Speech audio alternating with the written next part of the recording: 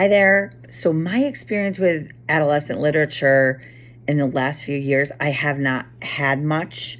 Outside of school, I read books for myself, so I don't focus on adolescent literature. However, for work, during COVID 2020, I taught online virtual high school, middle school, high school.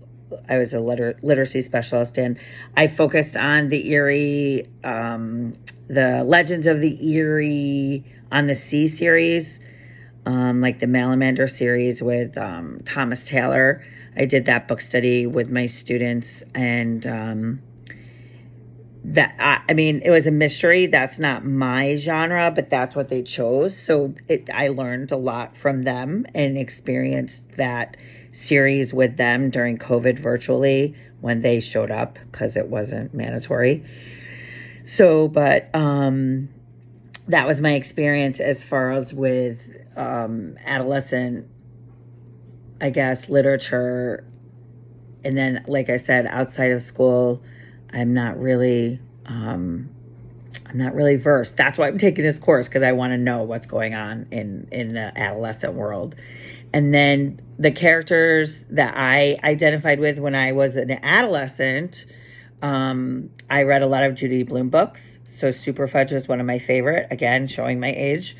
And I just remember reading, like, Are You There, God? It's Me, Margaret. It's funny to me that it's a movie now, but I remember reading that, and we would do it like in secret, because it was all about being an adolescent as a young woman.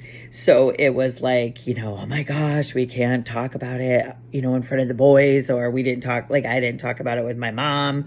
So it was just my girl friends at school. We would talk about it. So that was an interesting experience for me, because I was an avid reader. I loved the Little House on the Prairie series.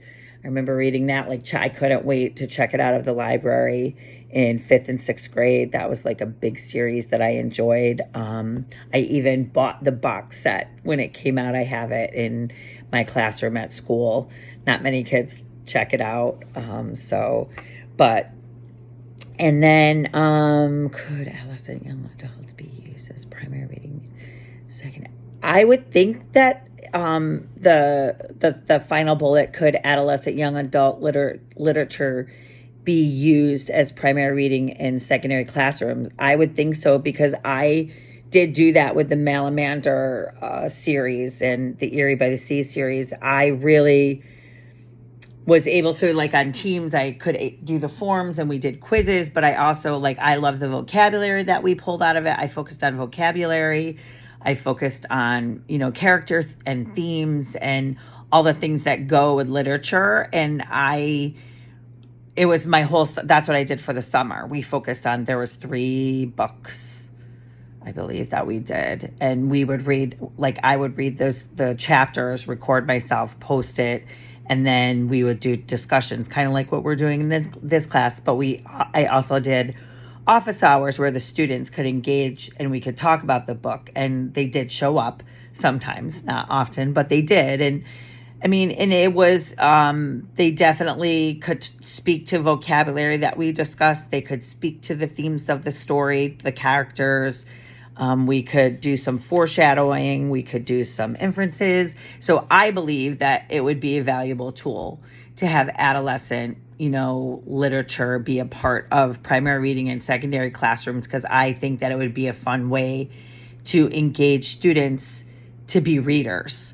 We need readers. We need kids reading is hard for a lot of kids. 1 in 5 students in America have dyslexia. So I think it's a good thing to have them engage in their own genres.